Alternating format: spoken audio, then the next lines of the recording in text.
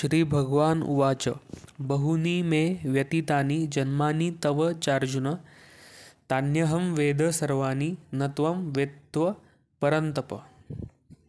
श्री भगवान म्हणाले, माझे आणि तुझे अनेकानेक जन्म होऊन गेले आहेत. हे परंतप, मी ते सर्व जन्म आठवू शकतो, पण तू आठवू शकत नाहीस. तात्पर्य: ब्रह्मसंहितेमध्ये आपल्याला भगवंतांच्या अनंत अवतारांची माहिती मिळते. त्या ठिकाणी सांगण्यात आले आहे की अद्वैतमच्युतम नादिमनंत रूप माद्यम पुराण पुरुषम नवयौवनम च वेदेषु दुर्लभ मात्म भक्तो गोविंदमादिपुरुषम तमहं भजामि. मी आदिपुरुष श्री गोविंदांना प्रणाम करतो, जे अद्वैत, अच्युत आणि अनादी आहेत. जरी ते अनंत रूपांमध्ये विस्तारित झाले असले तरीही तेच पुरातन, आद्यपुरुष आणि नित्य नवयौवन संपन्न आहेत. भगवंतांची अशी सच्चिदानंद रूपे श्रेष्ठ वैदिक विद्वान जाणतात, पण विशुद्ध अनन्य भक्तांना त्यांचे नेहमी दर्शन होते. ब्रह्मसंहितेमध्ये असेही सांगितले आहे की मी आदिपुरुष श्री गोविंदांना प्रणाम करतो, की जे राम, नृसिंह तसेच इतर अंशावतारांमध्ये नित्य स्थित असले तरी ते स्वतः मूळ भगवान श्रीकृष्ण म्हणून जाणले जातात व व्यक्तिशः स्वतः अवतार धारण करतात. वेदांमध्येही सांगण्यात आले आहे की भगवंत जरी एकमेवाद्वितीय असले तरी ते स्वतःला असंख्य रूपामध्ये प्रकट करतात. भगवंत हे वैदुर्य रत्नाप्रमाणे आहेत, कारण वैदुर्य रत्नाचा रंग बदलला तरी त्याचे मूळ स्वरूप कायम राहते. भगवंतांची अनेकविध रूपे केवळ वेदाध्ययनाने जाणता येत नाहीत, तर त्यांचे विशुद्ध अनन्य भक्तच ती रूपे जाणतात. अर्जुनासारखे भक्त हे भगवंतांचे नित्य पार्षद असतात आणि जेव्हा भगवंत अवतार धारण करतात तेव्हा त्यांची विविध प्रकारे सेवा करण्यास त्यांचे पार्षदही अवतरित होतात. अशा पार्षदांपैकी अर्जुन हा एक पार्षद आहे. आणि या श्लोकावरून कळून येते की काही लाख वर्षांपूर्वी जेव्हा भगवान श्रीकृष्णांनी सूर्यदेव विवस्वानाला भगवद्गीता सांगितली तेव्हा अर्जुनही निराळ्या रूपामध्ये उपस्थित होते. पण भगवंत आणि अर्जुनामधील भेद हाच आहे की भगवंतांना त्या घटनेचे स्मरण होते, तर अर्जुनाला ती घटना स्मरणत नाही. अंशरूप जीव आणि भगवंत यांच्यामध्ये हाच भेद आहे. अर्जुनाला जरी या ठिकाणी शत्रू दमन करणारा शक्तिशाली वीर किंवा परंतप म्हणून संबोधण्यात आले असले तरी तो आपल्या पूर्वजन्मात घडलेल्या गोष्टी पुन्हा आठवू शकत नाही. म्हणून भौतिकदृष्ट्या जीव कितीही श्रेष्ठ असला तरी तो भगवंतांची बरोबरी करू शकत नाही.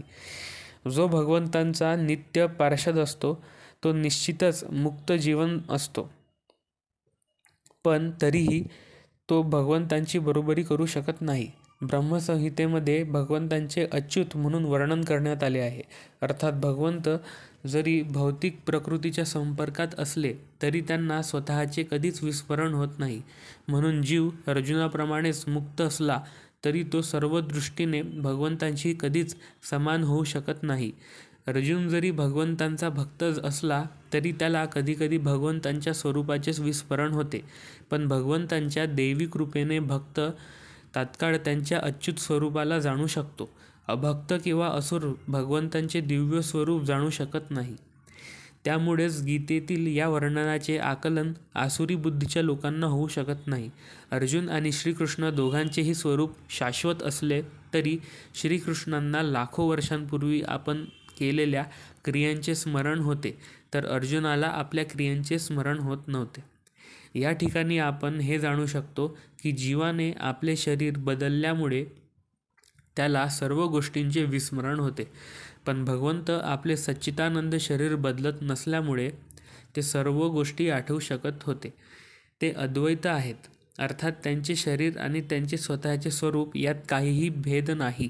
भगवंतांशी संबंधित प्रत्येक गोष्ट आध्यात्मिक आहे, पण बद्ध जीव आपल्या भौतिक देहापासून भिन्न आहे.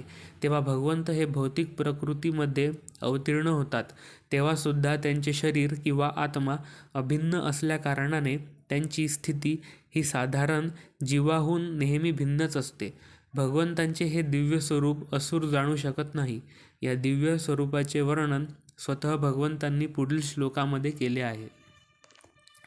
अजोऽपि सन्नव्ययात्मा भूतानामीश्वरोऽपि सन प्रकृती स्वामधियाष्ठाय संभवात्म्यात्ममायया. मी जरी अजन्म आहे आणि माझ्या दिव्य शरीराचा कधीच नाश होत नाही आणि मी जरी सर्व प्राणीमात्रांचा ईश्वर आहे, तरी प्रत्येक युगायुगात मी माझ्या मूळ दिव्य स्वरूपात अवतीर्ण होत असतो. तात्पर्य: भगवंतांनी आपल्या जन्माच्या वैशिष्ट्याबद्दल सांगितले आहे. भगवंत जरी सामान्य मनुष्याप्रमाणे दिसत असले तरी त्यांना आपल्या अनेकानेक गतजन्मांतील सर्व गोष्टींची स्मृती असते. तर सामान्य मनुष्याला आपण काही तासांपूर्वी काय केले याचेही स्मरण होऊ शकत नाही. एखाद्याला जर विचारण्यात आले की पूर्वीच्या दिवशी नेमके याच वेळेला तू काय केलेस, तर सामान्य मनुष्याला ताबडतोब उत्तर देणे कठीण होईल. पूर्वीच्या दिवशी याच वेळेला आपण नेमके काय करीत होतो हे आठविण्यासाठी त्याला नक्कीच आपल्या स्मृतीला बराच ताण द्यावा लागेल. आणि तरीही मनुष्य वारंवार आपण परमेश्वर किंवा श्रीकृष्ण आहोत असे म्हणायचे धाडस करतो. मनुष्याने अशा खोट्या दाव्याने फसून जाऊ नये. त्यानंतर भगवंत आपल्या प्रकृतीचे अर्थात आपल्या रूपाचे वर्णन करतात. प्रकृती म्हणजे स्वभाव व स्वरूपही होय. भगवंत सांगतात की आपल्या स्वतःच्या देहात अवतीर्ण होतात. ज्याप्रमाणे सामान्य जीव एका देहानंतर दुसरा देह बदलत राहतो, त्याप्रमाणे भगवंत आपले शरीर बदलत नाहीत. बद्ध जीवाला वर्तमान जन्मामध्ये एका प्रकारचे शरीर असते, पण पुढील जन्मात त्याला निराळ्या प्रकारचे देह असतो. भौतिक जगतात जीवाचे ठराविक शरीर नसते, तर जीव हा एक शरीरातून दुसऱ्या शरीरात स्थानांतर करतो. परंतु भगवंत असे देहांतर करीत नाही. जेव्हा ते अवतीर्ण होतात तेव्हा ते आपल्या अंतरंग शक्तीद्वारे मूळ देहामध्येच अवतीर्ण होतात.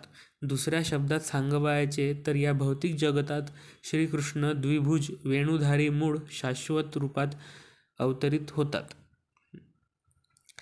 ते भौतिक जगाने दूषित न होता आपल्या मूळ शाश्वत रूपातच अवतरित होतात. ते जरी आपल्या दिव्य देहाने अवतरित होत असले व पूर्ण ब्रह्मांडाचे स्वामी असले तरी ते एखाद्या साधारण जीवाप्रमाणे जन्म घेत असल्याचे दिसते.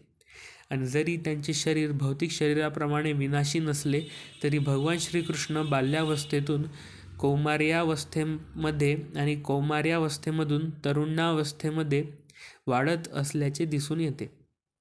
पण आश्चर्य म्हणजे तारुण्यावस्थेपुढे त्यांची कधीच वाढ होत नाही. कुरुक्षेत्राच्या युद्धाच्या वेळी श्रीकृष्णांना घरी पुष्कळ नातवंडे होती, किंवा दुसऱ्या शब्दात सांगायचे तर भौतिकदृष्ट्या त्यांचे बरेच वय झाले होते. तरी ते 20 किंवा 25तल्या तरुणाप्रमाणे दिसत होते. आपल्याला श्रीकृष्णांचे वृद्धावस्थेतील चित्र कधीच आढळत नाही, कारण ते आपल्याप्रमाणे कधीच वृद्ध होत नाही.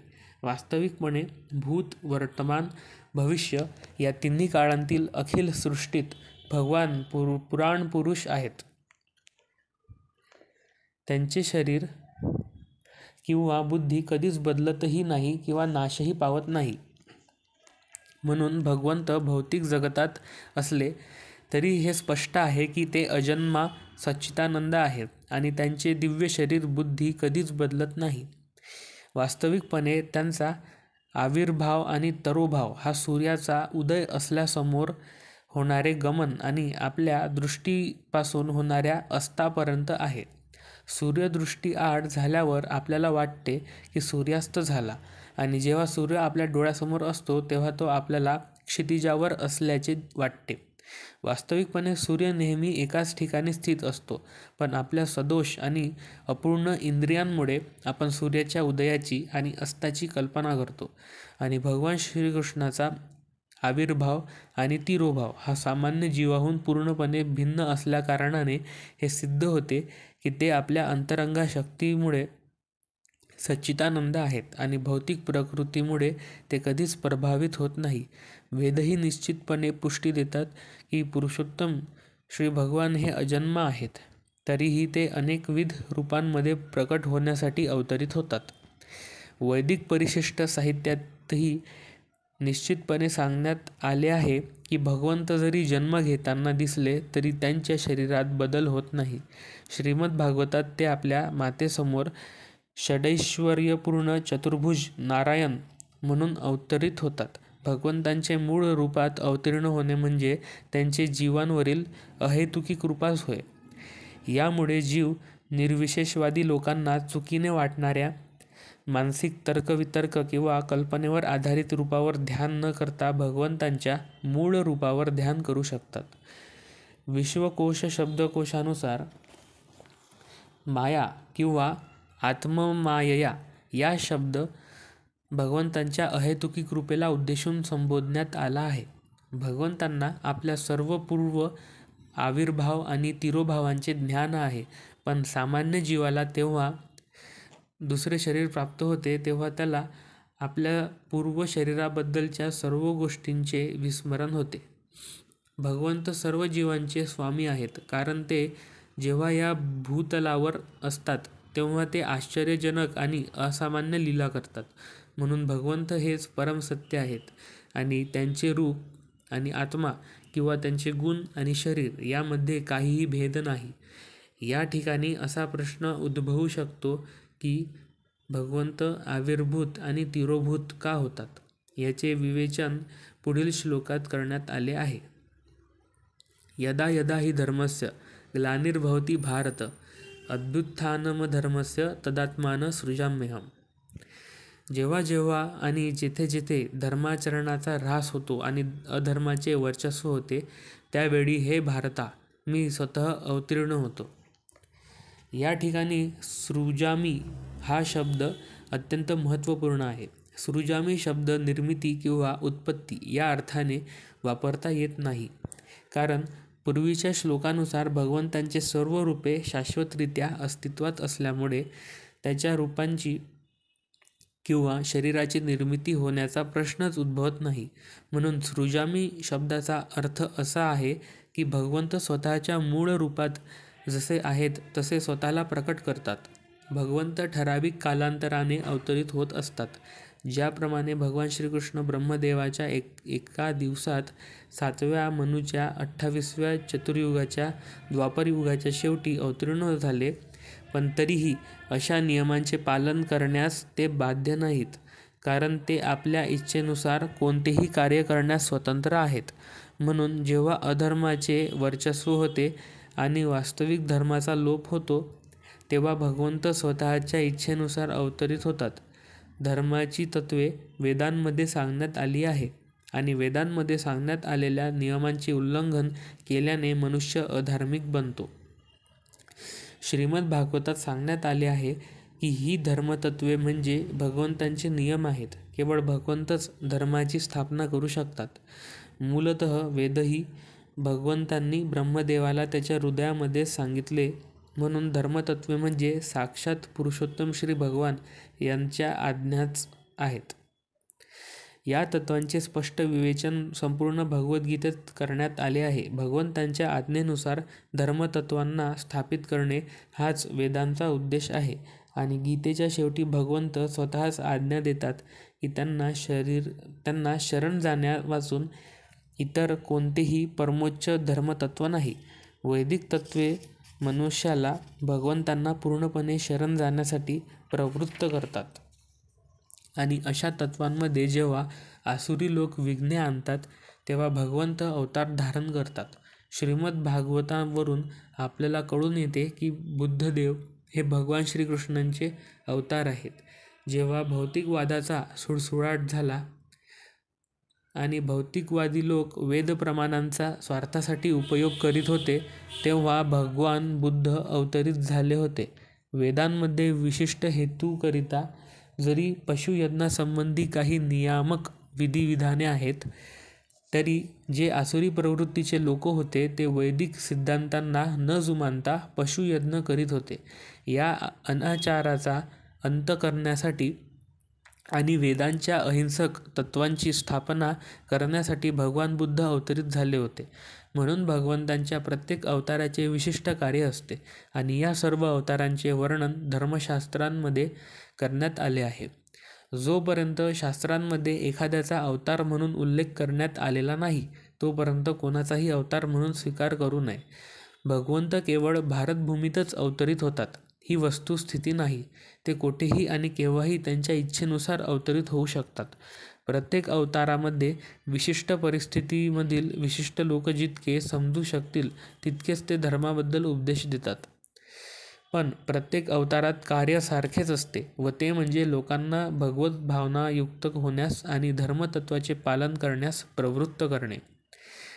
काही वेळा ते स्वतः अवतरित होतात तर काही वेळा ते आपल्या प्रामाणिक प्रतिनिधीला किंवा पुत्र किंवा सेवक म्हणून पाठवतात किंवा वेषांतर केलेल्या रूपात स्वतःच प्रकट होतात. भगवद्गीतेतील सिद्धांत अर्जुनाला सांगण्यात आले होते तसेच ते इतर उन्नत व्यक्तींना उद्देशूनही होते, कारण अर्जुन हा जगातील इतर कोणत्याही प्रदेशातील सामान्य मनुष्यांच्या तुलनेत अत्यंत प्रगत होता. 2+2=4 होतात या गणिती सिद्धांत ज्याप्रमाणे प्राथमिक विद्यार्थ्यांच्या अंकगणित वर्गामध्ये लागू पडतो त्याचप्रमाणे तो सिद्धांत प्रगत विद्यार्थ्याच्याही वर्गामध्ये लागू पडतो. तरीही श्रेष्ठ आणि कनिष्ठ गणित असतेच. म्हणूनच याप्रमाणे भगवंतांच्या प्रत्येक अवतारामध्ये सारखेच सिद्धांत शिकवले जातात, पण निरनिराळ्या परिस्थितीनुसार ते श्रेष्ठ किंवा कनिष्ठ असल्याप्रमाणे दिसून येतात. धर्माच्या उच्च सिद्धांतांचा प्रारंभ पुढे सांगितल्याप्रमाणे सामाजिक जीवनातील वर्णाश्रम पद्धतीचा स्वीकार केल्याने होतो. सर्वत्र कृष्ण भावनेची जागृती करणे हे अवतार कार्याचे प्रयोजन आहे. अशी भावना केवळ निरनिराळ्या परिस्थितींमध्ये अप्रकट किंवा प्रकट होते.